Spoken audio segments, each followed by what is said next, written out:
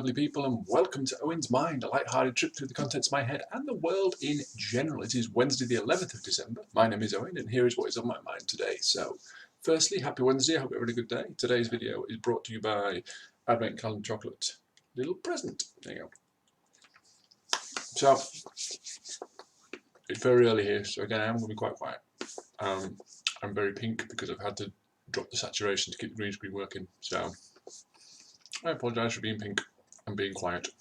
What can you do? But it's going to be a good day. I've got some nice stories today. Normally there's a mixture of kind of good and bad, but they're predominantly good today. Nice positive stories.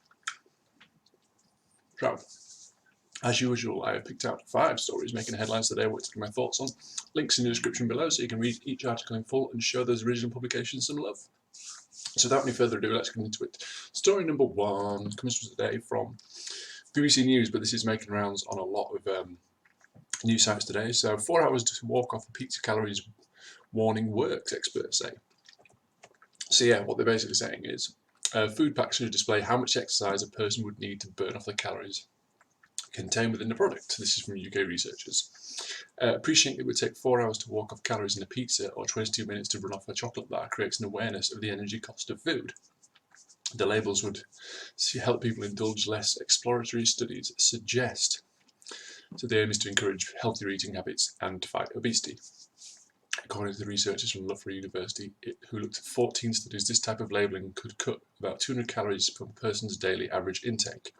This may not sound like much, but they say in the Journal of Epidemiology and Community Health would have an impact on obesity levels across the country. More than 2/3 of adults in the UK are overweight or obese. Lead Professor Amanda Daly said, "We are interested in different ways of getting the public to make good decisions about what they eat and also try to get the public more physically active. And labelling food with exercise calories made it easy for people to understand what they were eating and to nudge them into making better choices. The amount of food in an item or drink is measured in calories or kilocalories. Our bodies need them to function, but eating too much without burning them off causes obesity." Yeah, simple kind of physics, yeah. Eating a little bit too much every day adds up and excess is stored as body fat. So the average is men need about 2,500 calories a day, women about 2,000 calories. Professor Daly said many people would be shocked to realise how much physical exercise will be required to burn off calories from certain snacks and treats. We know that the public routinely underestimate the number of calories in food. So if you buy a chocolate muffin and it contains 500 calories, for example, that's about 50 minutes of running. This definitely isn't about dieting, it's about educating the public that when you consume foods there is an energy cost, so they can think, do I really want to spend 2 hours burning off that chocolate cake? Is the chocolate cake really worth it? Chocolate cake is always worth it. The Royal Society of Public Health would like to see labelling introduced as soon as possible and says it is a move many consumers would welcome. It says this type of labelling really does put an individual's calorie consumption in the context of energy expenditure, and knowing how out of kilter we can be partly explained as the record levels of obesity we face. Small changes can make a big overall difference to calorie consumption and ultimately weight gain. Professor Daly hopes a large food chain or company will be willing to try the new labels on their products so the system can be given a real-life trial. Okay. So, for me, anything that educates the public is a good thing. It can only be a good thing because, knowledge is power. There's going to be people who look at this and say, look, it's an inaccurate measure, and it is. But they cannot be specific for each individual. They have to give general guidelines, like 2,000 calories a day for women and 2,500 for men. Again, that's an average. Okay, and it's like if you're an average person, average male, average female, average activity level, this will kind of keep you maintained. Further than that, you have to put a little bit of work in, and it's not that hard. Me, for example, I know that if I eat around 3,000 calories a day, that will maintain my weight. And sort of 3.2 to 3.5, I can slowly gain weight. And if I'm in sort of 2006, I drop a little bit.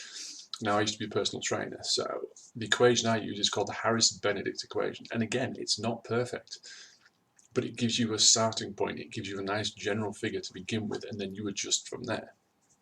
So this kind of thing, I think it is useful, because I don't think people do realise. We've got the traffic light system in this country where people just look at it and it's like, oh, it's all green, so it's good for me, and it's all, it's amber or it's a couple of reds and it's fine. And I think that helps a great deal, but this is just another level of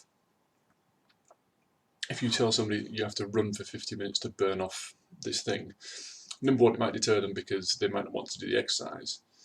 But number two, it gives an idea of just how much energy is in this, how many calories are in this individual food.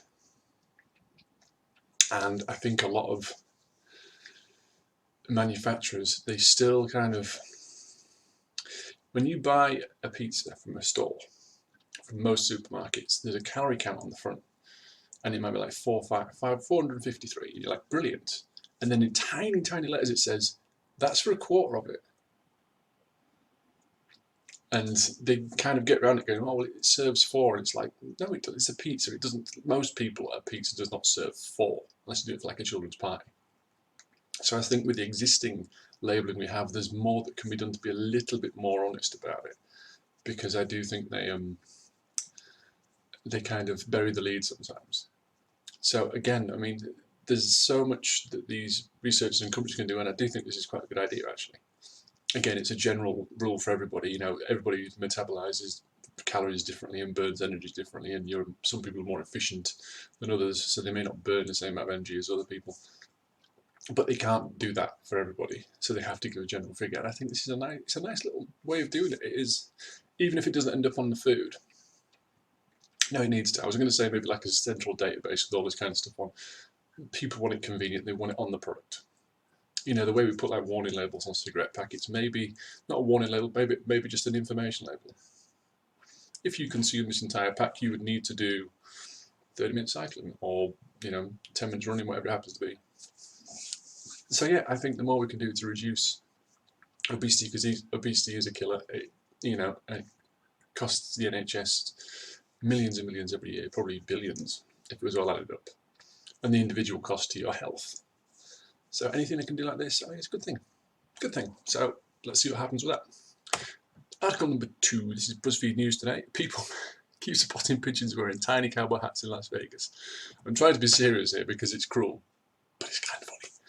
So yeah, for reasons yet to be understood, someone in Las Vegas has secured tiny cowboy hats to the heads of at least 2 pigeons. This all came to light several days ago after a local man, Bobby Lee, posted a video of a rather dashing pigeons on Facebook. In the video, you can clearly see 2 pigeons wearing the hats, each of which are a different colour and a perfect size for a pigeon. The hats don't seem to move at all as the pigeons peck around on the ground, suggesting they were glued or otherwise attached somehow, not simply placed on the birds' heads. The video then went viral after being posted by Twitter on Las Vegas locally. There have been several other photos of the pigeons posted online. On Monday, another video emerged showing a pigeon in the red hat. That means that the hats have been on the pigeons for at least 4 days, and a local animal rescue group is very concerned. Maria Hildman is a co-founder of Lofty Hopes, which started as Las Vegas Pigeon Rescue Group last year, although they also now handle other small animals. She said, a friend of mine tagged me in the video, she told BuzzFeed News. Originally, our first thought was it was kind of cute, and then you're like, wait, those are real birds, and how do they get those hats on? She took a close look at the video, looking for strings or other indicators that the hats weren't permanently secured, but they didn't see anything, and they're pretty sure that a glue was used. Considering that they're still on there days later, it seems to be a pretty strong glue. She's concerned that the hats could be impeding the bird's flight and vision, and said pigeons also have a habit of ostracising any flock members who could draw attention from predators, sometimes with violence. She said she's still getting photos and videos of the birds, and they come from the area between the University of Nevada, Las Vegas, and McCarran International Airport. The goal is now to find and catch the birds so the hats can be gently removed. Worst case, if they can't be budged, it is the birds would have to be kept until they molt in the spring. Says either way, they would have to spend some time with us. So yeah, you can look at the videos, look at the pictures, and yeah, it's kind of funny. But yeah, this is a real problem. It can be, because like she says, it can affect their ability to fly, their ability to see. They could attract predators, and the rest of the flock could kind of go, what's that you got on, Dave? It's not my fault, mate. It's not. Dave, you're like a tourist. Go on, like it. You're going to attract, hawks and things. You've got a great big red bullseye in your head now. So yeah, whoever's done it probably did it because they thought it was funny. They probably didn't do it out of cruelty because they would have done something else. They probably, pigeons are scavengers. They are friendly. They're very people tolerant. They come up to you and, this kind of thing. So somebody has obviously managed to catch 2 pigeons, and they suspect glue these hats to them. So yeah, if they can't take them off, they are going to have to wait until they shed all their feathers. And that kind of the hat comes away with it, provided I suppose it's not gone through and stuck to the skin, in which case I don't know what you're going to do. Um, but yeah, it's just a weird story. I mean, I've been to Vegas twice, and it is a pretty mad place. But yeah, gluing hats to pigeons. So yeah, it is cruel. I don't think it was done with cruelty in mind. I think it was done because it's like, hey, Vegas cowboy hats, and they thought it would be amusing. But there is a consequence to this. So please do not glue things to your animals. Moving on to story number 3. This is a fantastic story. This is from CNN Business. A real estate company surprised employees with 10 million in bonuses at a holiday party. Yeah, how about that? So when a Maryland real estate company handed out red envelopes to employees during the annual party holiday, on a holiday party on Saturday, no one knew what to expect. When the 198 employees of St. John Properties received surprise bonuses averaging $50,000, was a holiday miracle most didn't see coming. All the bonuses totaled around $10 million. When I opened the envelope, I was in total disbelief. Stephanie Ridgway, an assistant project manager at the company, told CNN, I couldn't believe I saw what I saw. I don't even have the words to properly describe how I felt. It was just amazing and incredible. I'm still in shock. It's definitely life-changing. St. John Properties President Lawrence Maykrantz told CNN the company had reached a major goal of developing 20 million square feet in real estate, doubling the amount in 14 years. We want to do something to thank all our employees for helping us achieve our goal. We want to do something big. Maykrantz told CNN. Each employee received money based on the amount of years they had been working at the company. The smallest amount, $100, was an employee who was hired and hadn't even started at the company yet. The largest bonus was $270,000. It was truly one of the most amazing things I've ever witnessed in my life. Everyone was overwhelmed with emotions. They were screaming, crying, laughing, hugging, Maykrantz said. People were lining up to hug us and kiss us and shake our hands, and they told us story after story of what they're going to use their bonuses for. People are now debt-free. They're paying off their credit cards, their mortgages, their tuition fees, and student loans. The 37-year-old Ridgway, a 14-year employee, said she will use the bonus for her children's college funds. Brilliant. Looking into some possible investments and house upgrades, but the majority of the money is going to my children's future, Ridgway said. For the first time in company history, St. John Properties, which had 8 different branches, flew in all of their out-of-state employees and guests and covered all airfare and hotel costs for the party.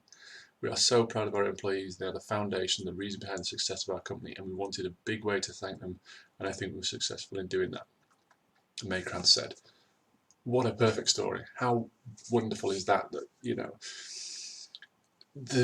for most people it's kind of like bosses and employees, it's kind of an us and them kind of relationship, and it's like a lot of people don't feel appreciated at work, and for this company to go, we hit a target and we didn't tell them we're going to do it, and to give out $10 million,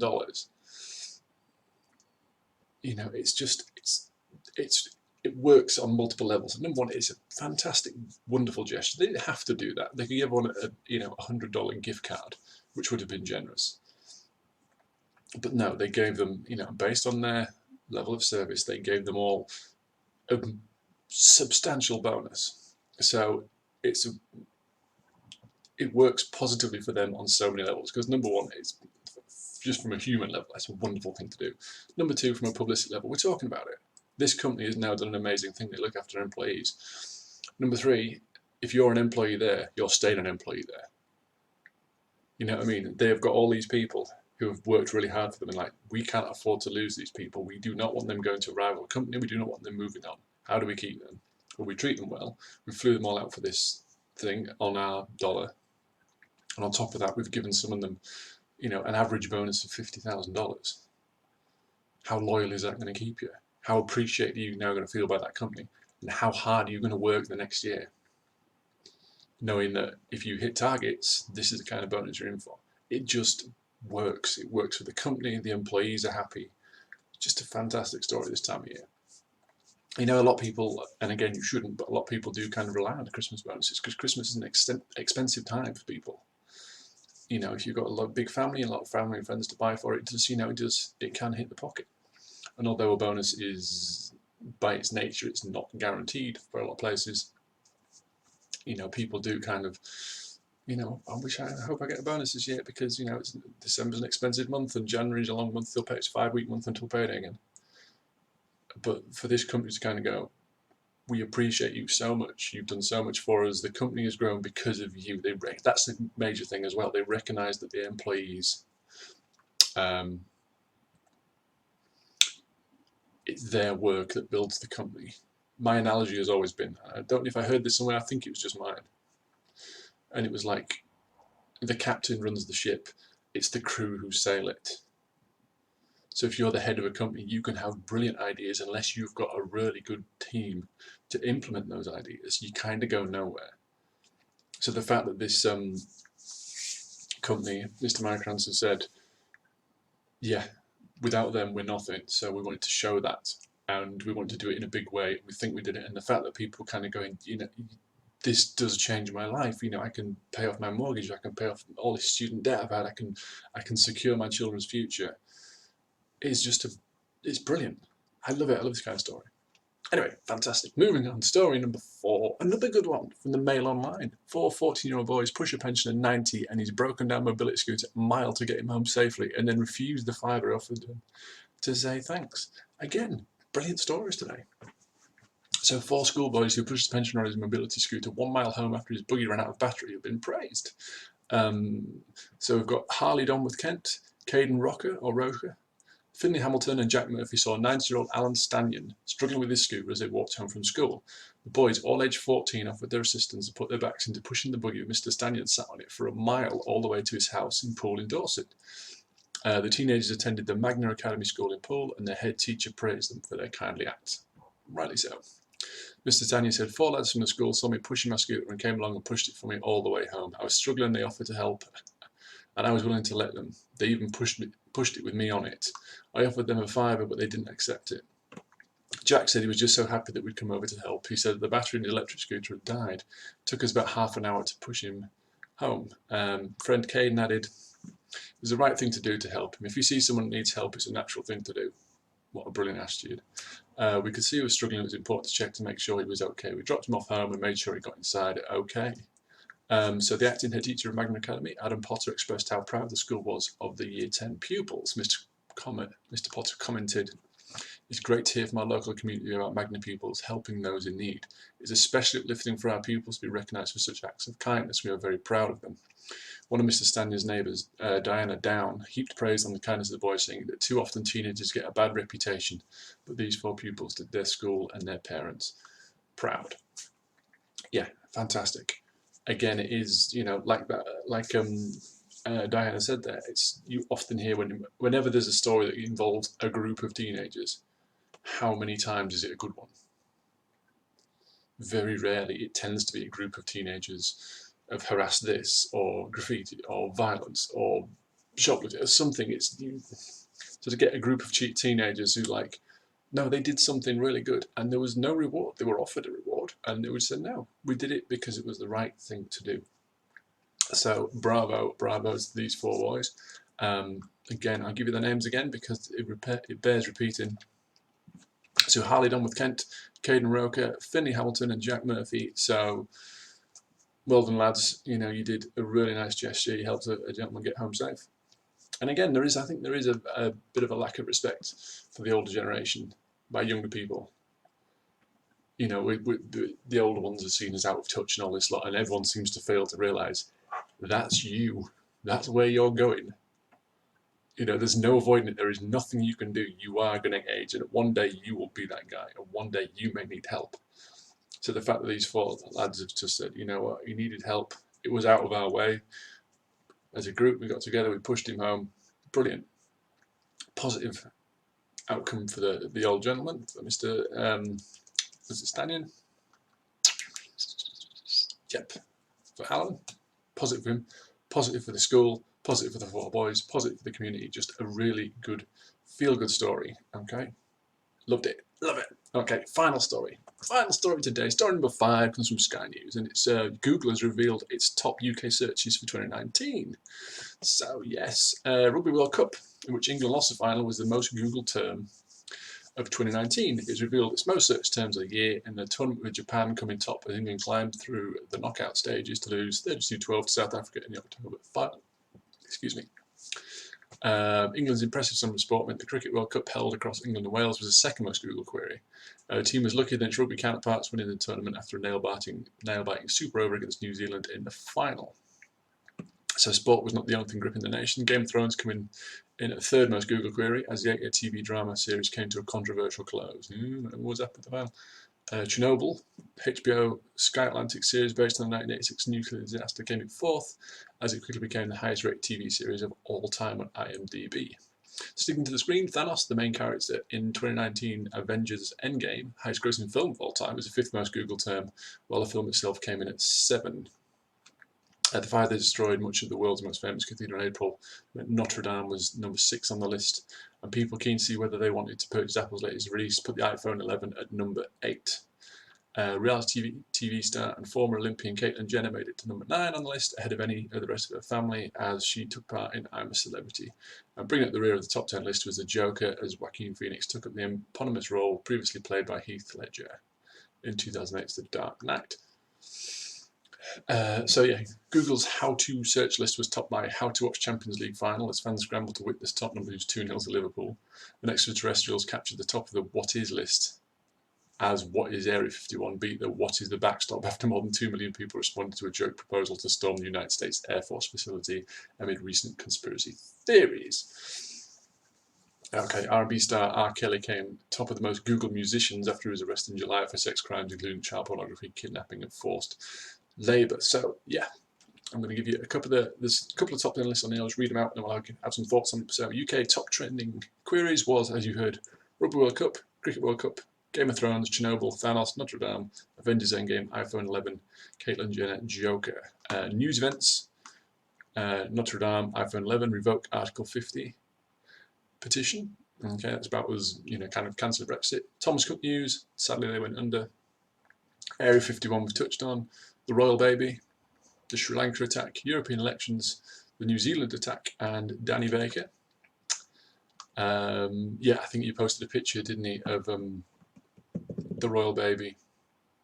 It was a cartoon about some chimps kind of, and they kind of said the implication was that because Meghan was mixed race, he was going to a racial stereotype, and he's like, no, it's just a funny picture, and so there's all that. Celebrities, Caitlyn Jenner, James Charles, Prince Andrew, Tommy Fury, Boris Johnson, Jeremy Kyle, Adele Roberts, Liam Neeson, R. Kelly, and Dean Coyle make up the top 10. So it's kind of a good little thing because it gives you a little insight into what's grabbing our interest. And as expected, there is a good mixture of news stories and kind of entertainment. I think it's a bit entertainment heavy, but that's what Google tends to be. That's what we as a nation have kind of gone that way now because celebrity sells papers, sells adverts and that kind of thing. But yeah, it's nice that people kind of reach out. So the sporting news, people want to catch up. Things like Chernobyl, people see the series, and I was around when it actually happened. I remember seeing it on the news. I was 86, I was 9, so I'm well aware of it. But a lot of younger people will see the series and go, oh, this is based on true events. So they will then go to Google and say, well, how true is it? And what actually happened and this kind of thing. So they reach out for more information. Again, knowledge is power. It's good to know. Thanos probably for Marvel people, the history, and people who really follow the comics. For most people who saw Infinity War, they'll be like, okay, what kills Thanos? Who's Thanos and how can Thanos be defeated? And maybe people looking for spoilers for Endgame, what happens in this kind of thing. Joker doesn't surprise me at all because that film was a phenomenon. Thomas Cook news, again, people wanting to know what's happened after the airline, the travel agent went under. So that'll be people reading the story, and I think that'll be a lot of people who were invested at the time, in other words, had tickets and things booked with them, trying to find out, what they now do. But yeah, it's all good stuff. So it's just interesting, just to kind of come to the end of the year, and it's like, this is what you'll be looking at this year. So loads of sports, loads of entertainment, loads of news, kind of things that keep us all entertained. So that's it, guys. Links to all the stories I've discussed can be found in the description below, so feel free to go and check them out. Let me know what you think about this video and tell me what's the most Googled thing in your house this year. Keep it clean.